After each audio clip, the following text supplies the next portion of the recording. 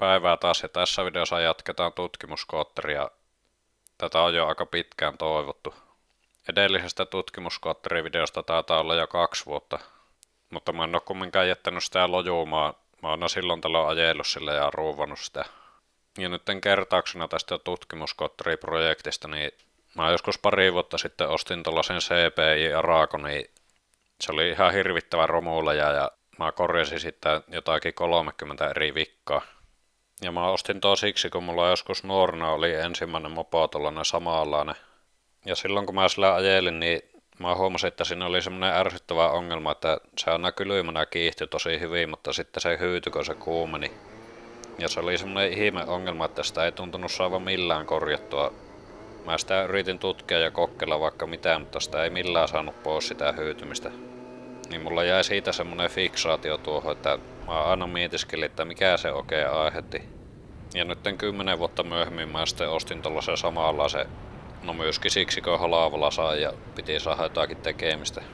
Ja nyt mä oon yrittänyt selvittää sitä ongelmaa taas, koska tuossa on se aivan sama juttu. Ja sitten toinen tarkoitus tässä projektissa on tutkia, että saisiko tosta tollasesta kaksitahtiskootterista, jos riittävästi modifioi sitä moottoria, niin saisiko sitten sellaisen taloudellisen ja luotettavan kulukineen, koska vakionahan tuommoinen vie bensaa ihan älyttömästi. Se vie jonkun 4 litraa 100 bensaa. Ja edellisessä videossa mä kokeilin jo tehdä vähän muokkauksia. Mä laskin sitä kantta siitä, mutta se ei auttanut. Ei vaikuttanut mitään. Eipä tietenkään.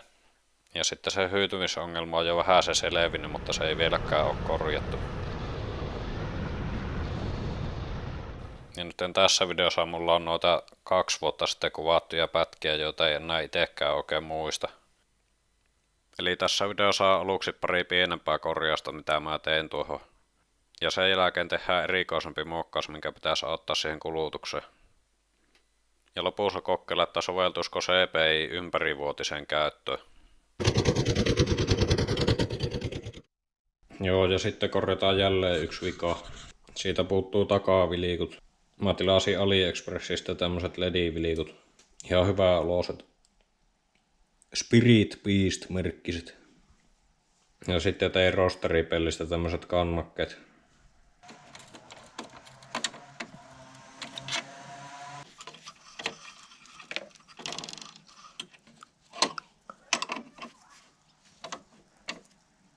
Nyt pitäisi kytkeä nämä johot. Toisen vilikon johot löytyy heti, mutta toisia penkoin tässä vaikka kuinka kauan. Ja nyt taas löytyy, ne on paketoitu tuonne. Tässä on tämmöstä öljystä sähköteippiä. Tai jotenkin niin tämmösten kaksipyöräisten tavaramerkki sähköjohot ja sitten se teippi mihin ne on kääritty, niin se on semmoista tahaamasta ja öljystä.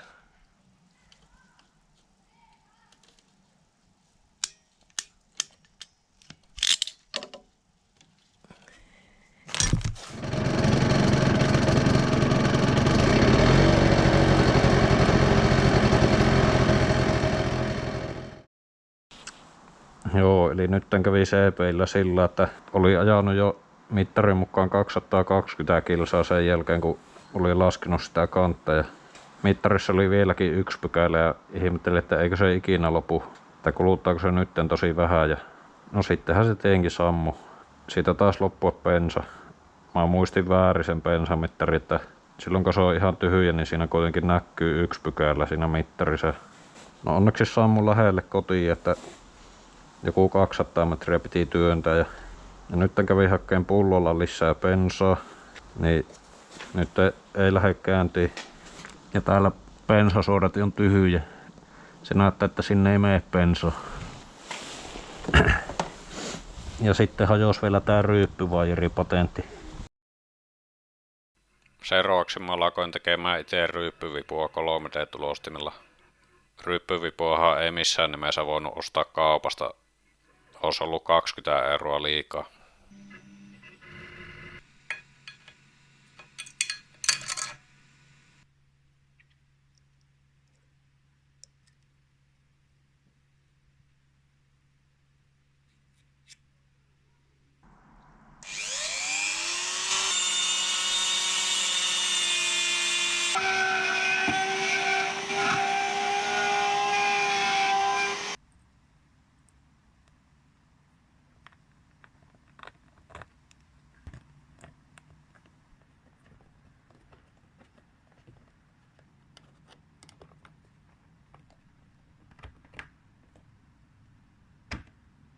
No niin, nyt on ryyppyvipu. Uskomatonta kyllä, mutta toimii ensimmäisellä yrityksellä. Mä olin varautunut, että pitää tehdä ainakin 3 versiota. Sitten pitäisi keksiä, että minkä takia ei tuu bensaa, vaikka kaatoin tankkiin. Kylläpä kun aukossa ei hanaa, niin ei tuu. Se voi olla, että siitä ei loppunutkaan bensa, vaan meni tankki tukkoon. CPI:n kirous.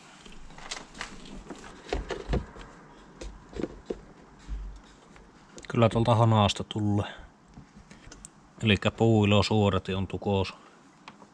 Ei oo edes Kiinasta tilattu.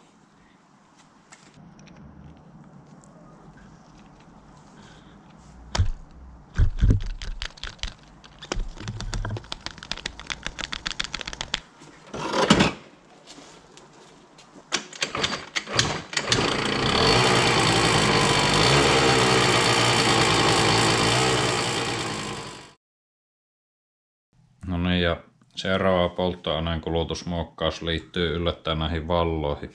Eli mulla on tässä tää CPI-etuumpio. Ja tässä on tää lähivalon polttimo. Pitkien valojen polttimo on samanlainen. Tässä on 2 polttimoa. Ja tämä on nyt tämmöiselle mopolle melko epätavallinen. Nimittäin tää on H1 halogeeni ja 50 wattin tehona. Tai 55 wattia. Tuossa lukee, että H1 12V 55 wattia. Ja tää on siksi erikoinen, kun yleensä moppo saa semmonen 35 wattinen semmonen pallopolttimo. Eli tää on huomattavasti tehokkaampi kuin semmonen tavallinen mopon polttimo. Ja nyt jos joku ei sitä vielä tiennyt, niin nämä valotkin oikeasti kuluttaa bensaa. Vaikkakaan ei kyllä kovin paljon. Mutta se kumminkin tulee sieltä polttoaineesta se energia näille valloille, koska se mopon magneetto tuottaa se sähkövirran. Ja mitä tehokkaammat lamput on, niin sen enemmän ne vaatii sitä virtaa. Käytännössä se sitten näkyy sille, että se jarraa sitä moottoria. Tuossa CPI:ssä huomaa tosi hyvin, että kun pistää parkkivalot päälle tyhjäkännillä, niin siinä nousee kierrokset selvästi. Eli tämä 55 wattin polttimo jarraa sitä ihan huomattavasti. Ja mä pystyn laskemaan, että kuinka paljon tämä teoriassa vaikuttaa siihen polttoaineen kulutukseen. Jos mä korvaan tämän lampun jollain LED-valolla, niin jonka teho olisi joku 5 wattia, eli sitten lähtisi 50 wattia pois, niin siitä pystyy laskemaan, että paljonko se vaikuttaisi kulutukseen. Joten varoitus, softaja laskee nyt fysiikkaa. Eli tuo lampun teho on 55 wattia. Ja watti tarkoittaa sitä, että kuinka paljon energiaa kuluu 1 sekunnissa. Se on sama kuin 55 joulea sekunnissa. Ja sitten kun kerrotaan tuo 3600, niin saadaan, että montako joulea kuluu tunnissa tuo lampun polttamiseen. Ja se on 198 000. Eli 198 kilojoulea.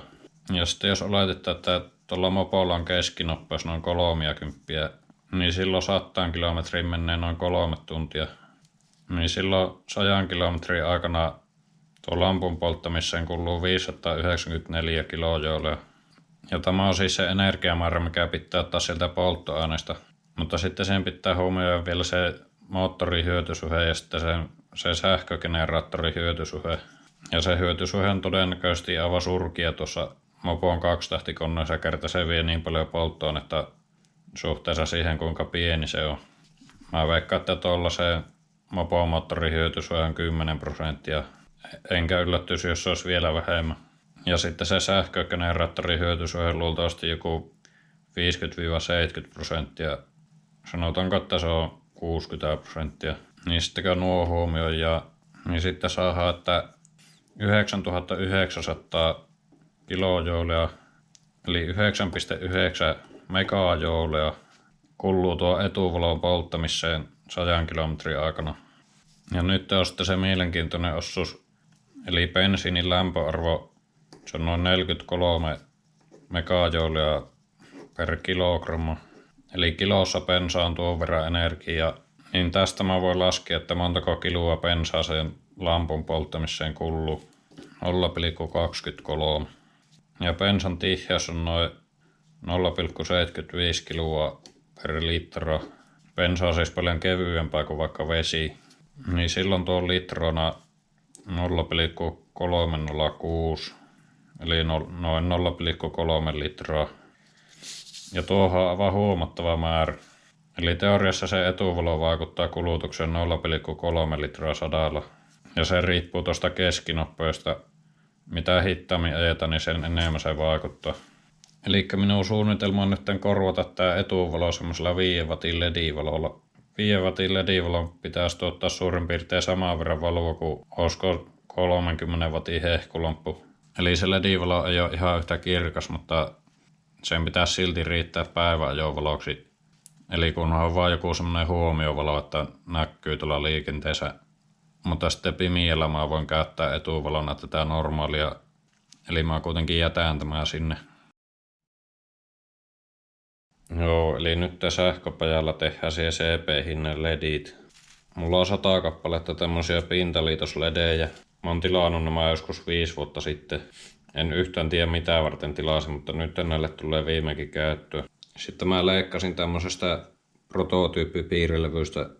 Tässä on tollasia täpliä, mihin voi juottaa niitä osia, niin mä leikkasin siitä tämmösiä kappeita suikaleita, niin mä teen näistä semmoset tikut, mihin mä juotan nuo ledit.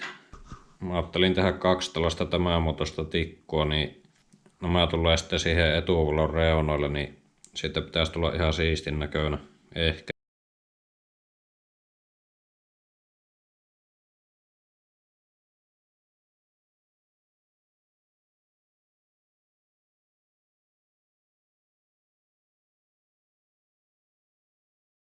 Joo, nyt olisi nämä tikut valaamit. Nämä saa yhteensä 24 lediä. Ja nämä on nyt kytketty tällä lailla, että siinä on 3 aina sarjassa ja sitten nämä sarjat on rinnakkain. Siinä on 4 sarjaa. Ja minäpä nyt tässä selitän tämmöisestä ledikytkennästä pari juttua. Eli yksi tämmönen ledi, jonka symboli on itse asiassa tämmönen, että siinä on 2 nuolta, kun siitä lähtee valua. Tuossa on plussa ja miinus. Niin tämmöisellä ledillä on aina kynnysjännite. Eli silloin kun se pallaa, niin tällä plussapuolella on aina noin 3 volttia ja tällä miinuspuolella 0. Jos oletetaan, että tämä on nyt niin maassa. Ja se ei muuten palaa, jos tämä ei toteudu. Jos tässä olisi vaikka 2 volttia, niin se ei pallaisi. Ja sitten niissä on myös maksimivirta. Yleensä semmoisen normaali pikkusen ledin maksimivirta on 20 mA. Eli jos tämmöisen ledin menee työntämään vaikka 12 voltin akkuun, niin tämä kynnysjännite ylittyy helposti ja sitten se akku puskee sitten hirviänä virtaa ja se kärähtää saman tien. Ja nyt nämä mun pintaliitosledit, niin näissä on itse asiassa 3 lediä sisällä. Eli tuossa 4 on itse asiassa 3 lediä. Niin tälle se virta on 60 mA. Ja nyt tässä pitää olla joku systeemi, millä rajoitetaan tää virta.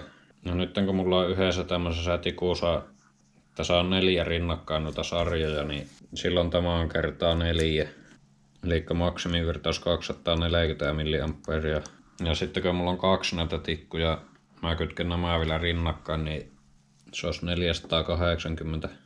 Ja sitten kun tässä on kytketty 3 sarjaan, niin se kynnysjännite aina kertautuu tässä. Eli tämmöisen 1 sarjan jännite on sitten 9 volttia. Eli näille pitää olla vähintään tuon verran jännitettä, että nämä syttyy kunnolla. Ja maksimissaan tuon verran virtaa. Ja tää jännite on nyt hyvä, kun siinä mopossa tyhjäkännillä laskee se jännite, kun ne normaalit valotkin himmenee huomattavasti, niin se on tää tyhjäkännillä ehkä just tuo 9 tai 10 volttia, niin näiden pitäisi pallaa matalillakin kierroksilla ihan hyvin. Ja jos nyt kuvitellaan tähän se skootterin parkkipolttimo, se olisi tossa, niin mä roistan siitä tuon plussa ja miinuksen. Ja otan tietenkin tämän parkkipolttimon pois sieltä, kun tämähän kanssa tuhulaa sähköä ihan älyttömästi. Taas siis suhteessa siihen, kuinka himmiä se on. Mutta nyt kun tänne parkkipolttimolle tulee vaihtovirtaa, niin nämä ledithän ei toimi vaihtovirralla. Tai toimii, mutta ne pallaa vain puoliteholla ja väläkkyy. Niin tähän väliin pitää keksiä joku mötiikka, mikä muuttaa sen vaihtovirran tasavirraksi ja Sitten myös rajoittaa tuon maksimivirran tuohon 480. Ja nyt yksinkertaisin keino rajoittaa tämmöisen ledin virtaa, niin se on vaan vastus tähän näin. Tällä vastuksella lasketaan joku sopiva arvo, mikä riippuu tuosta syöttöjännitteestä ja tuosta kynnysjännitteestä. Mutta tässä vastuksessa on semmoinen ongelma, että se virta sitten muuttuu sitä mukaan, jos tämä tulojännite muuttuu. Siinä mopossa vaihtelee se jännite, se menee tyhjäkännillä matalalla, niin jos mä laittaisin vastuksen, niin sitten se olisi tyhjäkännillä tosi himmiä. Nämä ledit olisi tosi himmiä. Ja sitten jos sen taas mitoittaisi niin, että ne olisi tyhjäkännillä kirkkaat, niin sitten ne kärähtäisi kierroksilla. Ja sitten minä googletin täältä netistä, kuten yleensäkin, niin kun joku ongelma pitää ratkaista, niin tässä on transistorilla tehty vakiovirtakytkentä, tai itse asiassa tämä on parempi. Tämä loadi on ne ledit ja sitten tuossa on yksi transistori ja diodi ja vastus ja sitten toinen vastus. Niin tämän pitäisi pitää se virta aika lailla vakiona. Sitten mä kasasin tämmöiselle koekytkentälevylle prototyypin tuosta ja se vaikutti toimivan ihan hyvin. Niin mä juotan nyt nämä tommoselle prototyyppipiirilevylle, niin saa tästä vähän nätimmän näköisen. Joo, nyt juotin tämän virrasäätimen. Kokeilenpa nouseeko savu. Laitetaan aluksi vain 9 volttia, että se ei varmasti kerää. Ja mulla on tuossa virtamittari. Eli nyt pallaa nuo ledit ihan hyvästi. Se on kyllä tuossa kamerassa paljon kirkkaampi, mitä se oikeasti on. Mutta nyt on vasta 50 mA virtaa. Kun nyt tuo jännite on niin pieni, että se näette ledien kynnysjännite ei vielä kunnolla ylity. Mutta nyt jos laitetaan vähän lisää. Nyt on 10,5 volttia tuolla. Ja nyt on kyllä jo melkoinen naantali aurinko tässä. Ja nyt tuo virta on vähän alle 400 mA. Mutta tässä on nyt ongelma, kun tää virta lisääntyy, se menee liian isoksi. Jos mä nostan tota jännitettä, se ei ole vielä edes 11 volttia. Eli tämä ei nyt jostain syystä toimi. Pitää koittaa mitata tuolta jännitteitä ja katsoa, että mikä siellä mättää. Siinä voi olla nyt kyseessä se, kun mä aluksi kasasin sen tähän, niin se toimi. Mutta tässä kytkentälevyys on hirviät resistanssit tällä liitoksessa, niin se on vaikuttanut siihen, että kun se on ollut tässä, niin silloin se virta on ollut sopiva. Mutta nyt kun tuolla on paljon pienemmät resistanssit liitoksissa, niin nyt siellä on joku vastusarvo vähän eri, niin se muuttuu se, että mihin kohti se säätää se virra. Nyt mä vaihdan tuonne isomman vastuksen, niin otanpa mitä nyt tapahtuu. No nyt on 12 volttia. Mutta nyt se virta on vaan 100 mA. Mutta nyt se ainakin pitää sen vakion. 10 voltista 12, niin ei käytännössä muutu tuo virta. Eli nuusen pitäisi toimia. Mutta nyt tuo pitäisi vaan saada isommaksi, niin mä pistän pikkusen pienemmän vastuksen. No nyt mä vaihtoin siihen pari vastusta. Nyt on vähän alle 400 tuo virta. Ei ole maksimi, mutta siinä on nyt vähän varaa. Niin ei keräähä niin helposti, jos siinä meneekin joku pieleen. Ja pitäisi kyllä olla ihan tarpeeksi kirkkaat. En kyllä tiedä, onko jopa liiankin kirkkaat.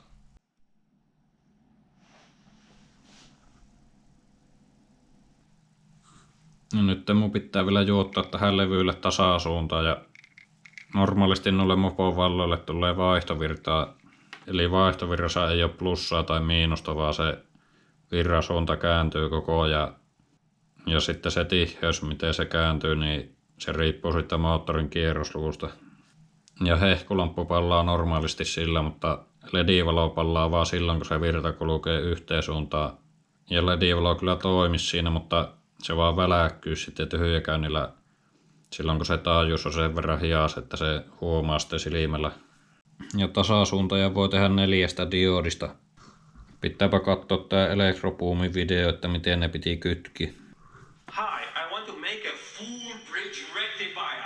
That's That's right. It's not a dumb single diode rectifier. It's a full bridge. What is a rectifier? Maximum load. So naturally there is a 10 amp fuse at the input for protection. Then the Elikkä tolleen. Tähän tulee parkkipolttimon johot ja tänne sitten se ledi. Joo, eli nyt siellä on tasasuunta ja nyt pitäisi pallaa vaikka kytkee molemmin päin.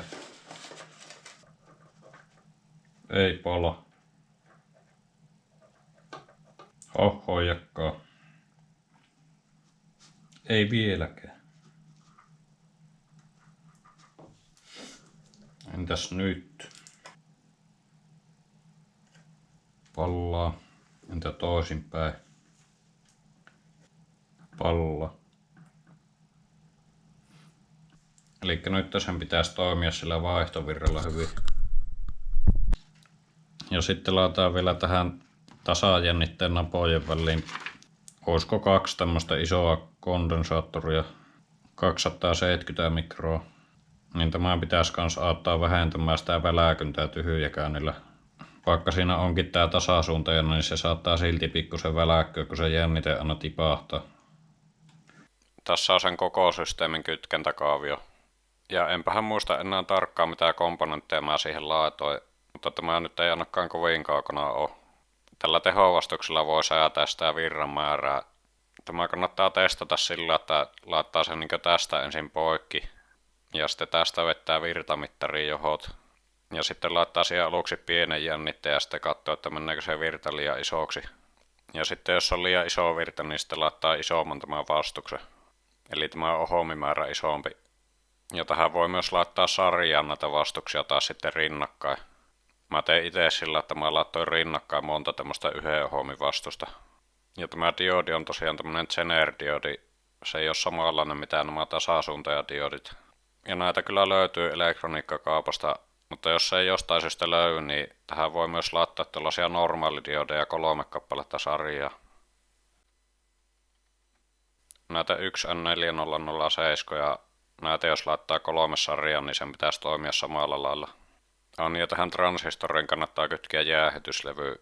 Se saattaa muuten kuumentua liikaa ja sitten kärähtää kalliit ledit. No niin, ja nyt pitäisi saada nämä ledit tänne sisälle. Mä suunnittelin, että ne olisi tälleen oikein hienot. Saa nähdä tuleeko hienot. Ja tää umpion kuori on näköjään tämmöisellä klipseillä kiinni. Yritetäänpä erittäin varovasti purkaa tämä. On tässä sittenkin jotakin liimaa. Saapa nähdä. Tästä saattaa tulla katastrofi.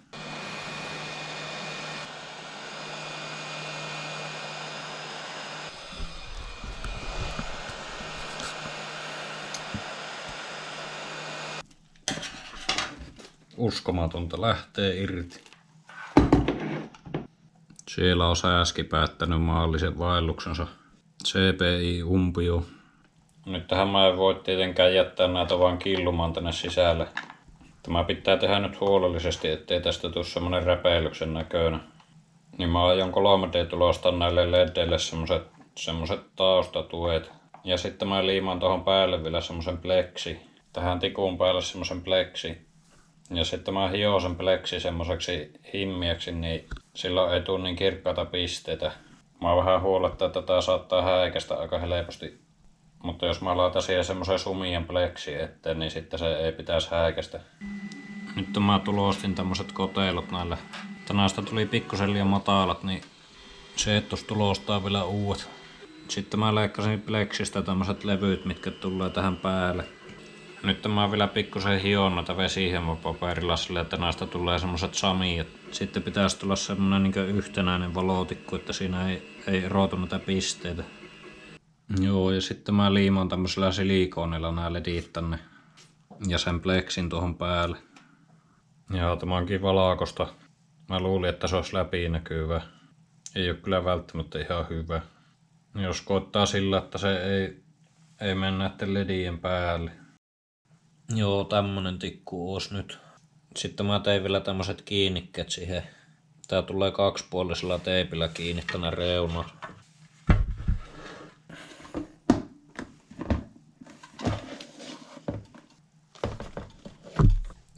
nyt olisi tuo umpio kiinni tuolla.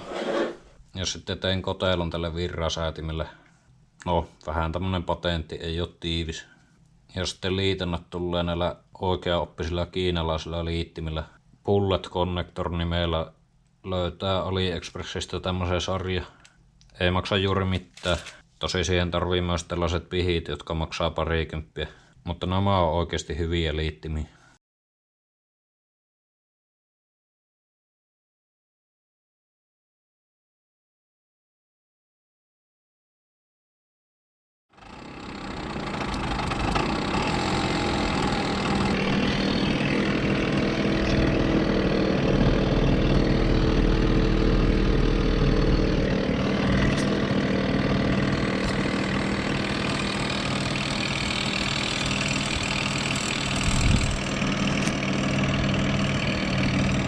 Joo, nyt on taas tankattu. Nyt on ollut nuo ledit jonkun 150 kilsaa.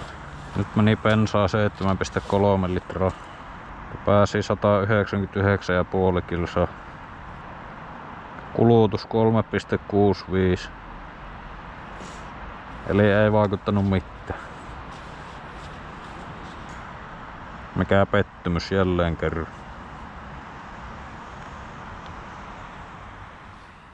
Joo, eli ei vaikuttanut mitään. Se tuntuu olevan sama juttu tämä skootterin kanssa kuin eri kasassankin kanssa. Ja mä kyllä ihmettelin tuota, koska mun mielestä se, jos se teoriassa olisi pitänyt laskea 0,3 litraa, niin kyllä se olisi pitänyt näkyä. Mutta eipä vaan vaikuttanut. Mutta nyt mulla on teoria, että minkä takia se ei ehkä vaikuta. Eli tässä on tämmönen yksinkertainen kaavio noista mopon valosähköistä. Ja tässä on se moottorissa oleva magneetto, mikä tuottaa se sähkövirra. Ja sitten täältä tulee normaalisti ulos se 12 voltin vaihtovirta. Ja sitten tässä on jännitteesäädi. Ja ilman tätä jännitteesäädintä, niin sieltä tulisi joku 9-30 volttia varmaan. Eli tyhjäkäynnillä se on 9 volttia ja sitten kierroksilla 30 tai saattaa tulla jopa ylikin. Ja nämä kaikki lamput kärähtäisi heti, mutta siinä on tää jännitteesäädi. Niin tämä rajoittaa se siihen 12 volttiin. Ja nyt jos mitattaisi oskilloskoopilla sitä jännitekäyrää täältä, niin jos tässä olisi 0 volttia, niin se menisi niin kuin näin. Se on vaihtovirtaa. Silloin kun se moottori on kovilla kierroksilla, niin se kävisi tuolla 30 voltissa. Ja sitten täällä olisi -30. Mutta sitten jos tarkastellaan sitä tämän jännitteesäätimen kanssa, niin tämä jännitteesäätin rajoittaa sen tällä tavalla.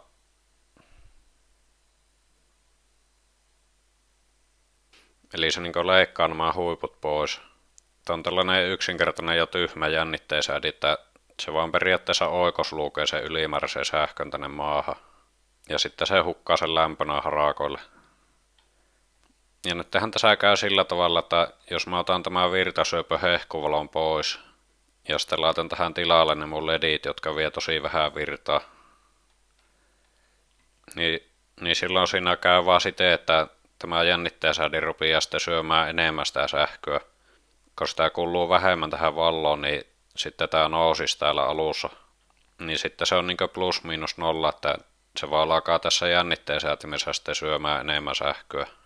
Mutta siinä on silti yksi outo juttu, että se kyllä silloin kun se on tyhjäkäynnillä, niin silloin jos laittaa tämän etuvalon pois, niin silloin ne kierrokset nousee. Eli silloin se selvästi niin vähentää sitä moottorin kuormaa. Mutta se taas johtuu varmaan siitä, että tyhjäkäynnillä kun tämä jännite on matala, niin silloin tämä jännitteesääde ei tee mitään. Niin tyhjäkäynnillä nämä ledit niin auttaisi. Mutta siitä nyt ei ole paljon apua. Ja tämä pitäisi ratkaista sillä, että pitäisi tehdä joku fiksumpi jännitteesäädin, mikä ei hukkaa sitä niin oikoslukemalla tänne maahan. Ja se olisi tietenkin paljon monimutkaisempi. Mä luulen, että tähän väliin pitäisi tehdä niin joku muuntaja. Muuntaja on käämejä sisällä. Ja sitten joku hakkuriregulaattori, joka alkaa mennä aika todella monimutkaiseksi. Mutta mitäpä minä en tutkimuskootteri eteen tekisi. Täytyy se varmaan tämäkin kokeilla joskus. Jos se saisi sen 0,3 litraa kulutusta vähennettyä tällä sitten. Hyvää päivää ja tervetuloa CPI:n talvispesiaali. Nyt eletään helmikuun alkua ja CPI on seissyt tässä muutaman kuukauden. Ja nyt on aika kova pakkanen. joku 15 astetta pakkasta. Ja mä en oo tällä ajanut nyt talvella yhteen, mutta mä oon pikkusen elätellyt semmoista ajatusta, että mä voisin käydä pikkusen ajelemassa tällä, jos mä viittin hommata siihen nastarenkat. Mutta nyt mä ajattelin kokeilla, että miten se lähtee käyntiin. Ja mä tiedän jo, että se ei tule olemaan helppoa. Mä oon sen yhden kerran kokeillut käynnistä joku 3 viikkoa sitten. Ja kyllä se lähti, mutta hiki tuli ja silloin ei ollut edes näin kova pakkanen. Mutta mä oon ostanut muutaman semmoisen osaa, millä pitäisi pystyä parantamaan sitä talvikäynnistyvyyttä, niin nyt tehdään tämmönen koe, että kuin huonosti se nyt lähtee ja no katsotaan viittinkö, mutta mä sitten jossain vaiheessa asennan siihen ne osat ja kokeilla, että lähteekö se sitten paremmin. Saa aika paljon jotakin hiiriä ja mitä lie kaneja käynyt tutkimassa tätä mopoa. Täältä ryyppy päälle.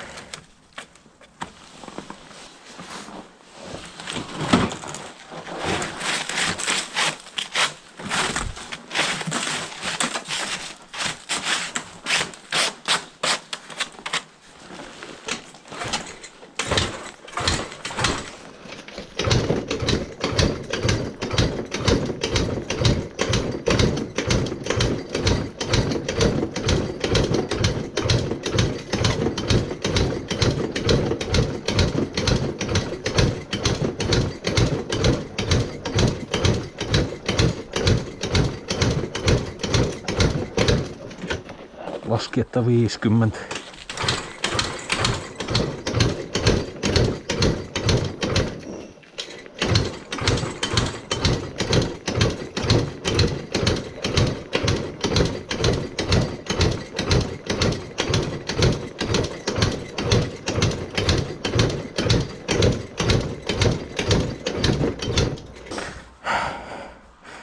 Nyt menin kyllä sekaisin, mutta olisiko noin 100?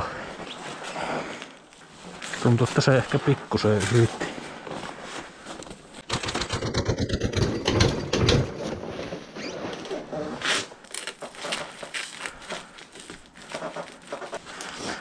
Niin, valot ei saanut olla päällä. Mulla on tässä se itse tehty CDI, niin se ei muuten saa tarpeeksi jännitettä, jos valot on päällä.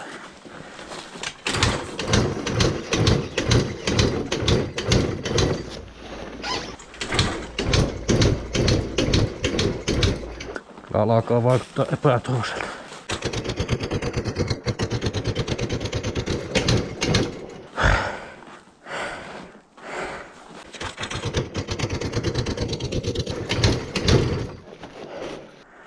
Kyllä rupesi puhalluttaa.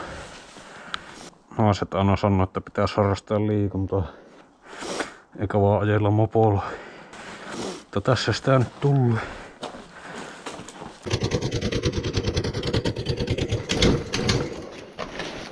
Ei.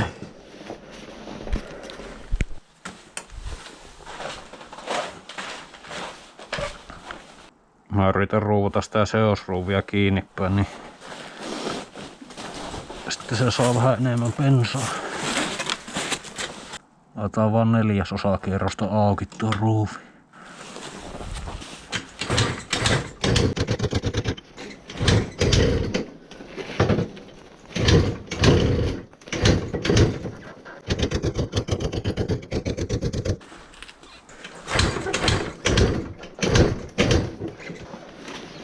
Ei. Kyllä se on uskottava, että se ei lähde. No niin, nyt mulla on tässä tämmönen CPI:n pakkaskäynnistyssarja. Eli mä tilasin Kiinasta tämmösiä moottorisahan primary-pumppuja. Se on tommonen pallo, mistä painetaan ja se sitten ilmaa sen moottorisahan kaasari. Ja sitten siinä tuli tämmöstä ohutta letkua. Sitten tämmönen messinkinen kolmihaara. Sitten mä juotin tuohon itse tommosen ohuemman tuon jarruputken pätkä. Niin se sopii tähän ohueen letkuun. Ja tää pumppu toimii tällä, että kun tästä painaa peukalolla, niin se immee tuosta toisesta letkusta ja puhaltaa toisesta.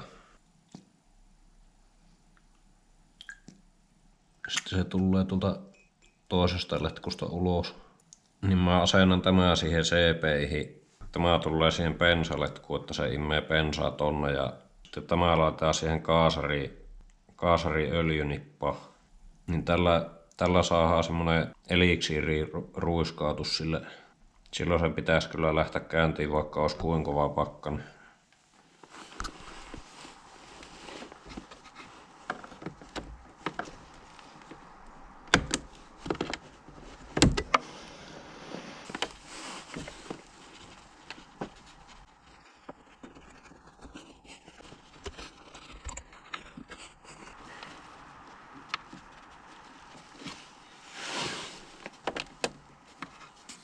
Sitten laitetaan tää toinen pää tähän kaasariöljynippaan. Nyt tuo penkki on jäätynyt kiinni, niin mun pitää tästä kolosta yrittää saada se. Niin, katsotaanpa toimiiko se.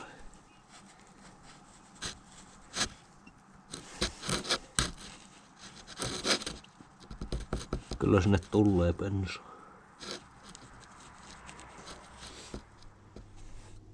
No niin, nyt on 7. maaliskuuta kello 8 aamulla. Nyt alkaa olla semmonen, tuota voi sanoa jo pakkaseksi.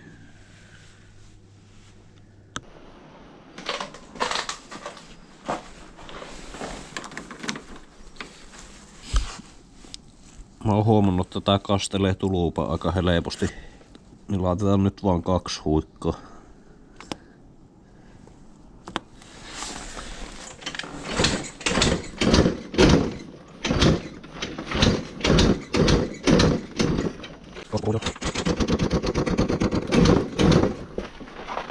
Otetaan lisää.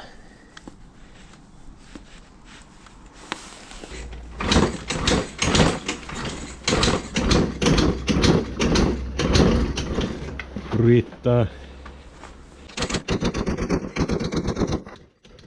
Kauhea polkeminen taas ja eihän se lähtenyt. Taaskaan ei mikään vaikuttanut mihinkään. Mutta hypätäänpä sitten vielä vuosi eteenpäin. Siinä mä olin tehnyt muita parannuksia tuohon ja sitten mä kokeilin uudestaan tuota käynnistystä. No niin, eli nyt on 2024 uuden vuoden päivä. Melkein vuosi myöhemmin edellisestä kokeilusta. Ja sehän ei silloin suostunut lähtemään. Mutta nyt mä oon vaihtanut siihen sylinterin kanne. Jos on pienemmät puristukset, niin se tuntuu sillä lähtevän helpommin käyntiin. Ja sitten siinä on myös isompi sytytyspuola, niin siinä pitäisi olla parempi kipinä. Ja nyt on 21 astetta pakkasta. Ja yöllä on ollut vielä kylmempää, joku -25. Niin nyt on vielä pahempi koe. Ja sitten mä myös huomasin, että tätä bensaa pitää ruiskuttaa ihan kunnolla sinne. Nyt kun on 20 pakkasta, niin mä pistän 18 kertaa bensaa sinne. 4, 5, 6, 7, 8, 9, 10, 17, 18.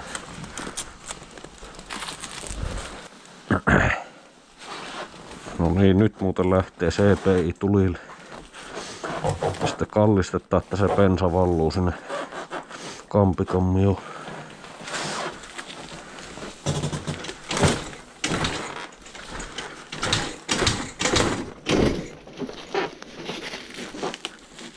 Kaasu ei tuli.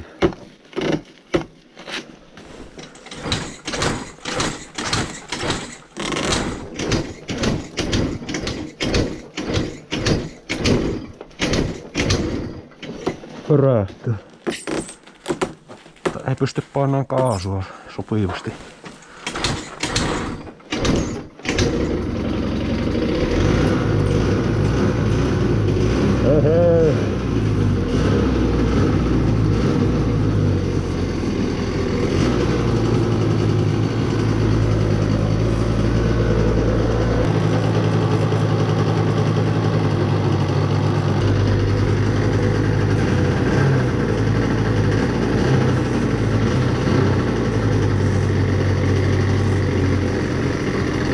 Kuinka palaamu oltu?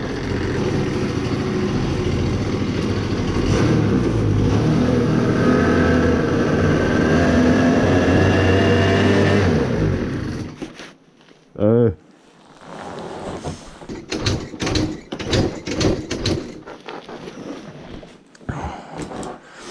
No, eiköhän se riitä. Siinä tuli kunnon myrkkypilvi. Ja haju on hyvä. Mutta kyllä se mopokin lähtee 20 pakkasella. Ei muuta kuin bensaa vaan suoraan suon. Joo, eli siinä oli tutkimuskootteri osa 5. Ja osa 6 tutkitaan sitten sitä hyytymisongelmaa taas lisää. Kiitoksia taas katsomisesta ja nähdään seuraavassa videoostissa.